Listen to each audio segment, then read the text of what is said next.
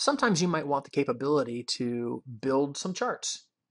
Especially trend line charts are quite helpful in doing analysis with syndicated data. So we built a folder called trend reports, which we'll be populating with many more reports, but they'll all format and look similar and behave similar to the general trend dashboard. So we're going to launch the general trend dashboard, do a quick tour of the slicer capabilities and how these reports build. So you'll see several slicers that you recognize with geography, category, brand, distributor name, etc. But then over here, there are two more. And I'm just going to slide over. There are two more that you've not seen. One is a choose the week ending, and one is weeks. So on choose week ending, this allows us to set the endpoint of our chart anywhere we want it to be. It will default to the current week.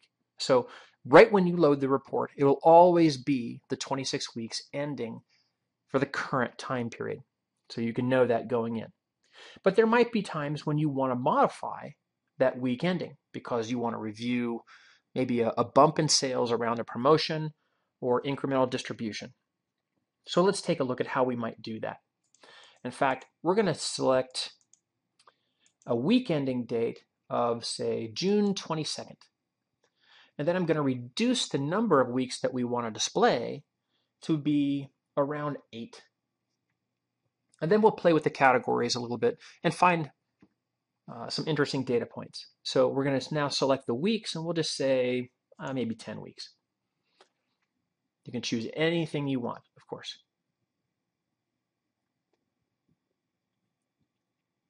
So as this returns, now I'm going to slide back over. I've selected my time periods.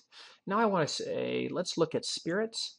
And just because it would be interesting, let's look at tequila products right around Cinco de Mayo and see whether or not for this given geography we see any bump. So now I'm going to go down to category. I'm going to choose tequila.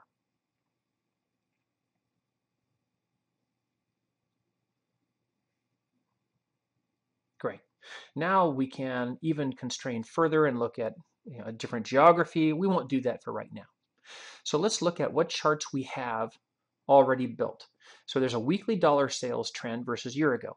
So you can see the dollars in the current week are in blue, year ago are in green, percent change is the red dotted line.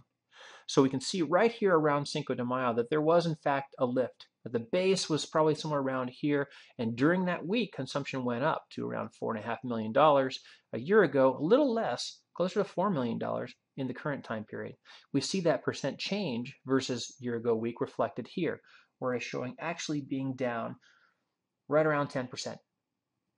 Pretty important considerations. On the right, we see a weekly unit sales trend versus year ago. As we scroll down, we see a couple more. We see a weekly price trend. So when we see tequila products right around Cinco de Mayo, we see that pricing really didn't shift. We also see a weekly equivalent units trend. So whether or not consumption actually shifted. Because keep in mind, with different sizes of products, you may actually see consumption go up, but units hold. And then lastly, on the bottom, there's a larger report that is a select.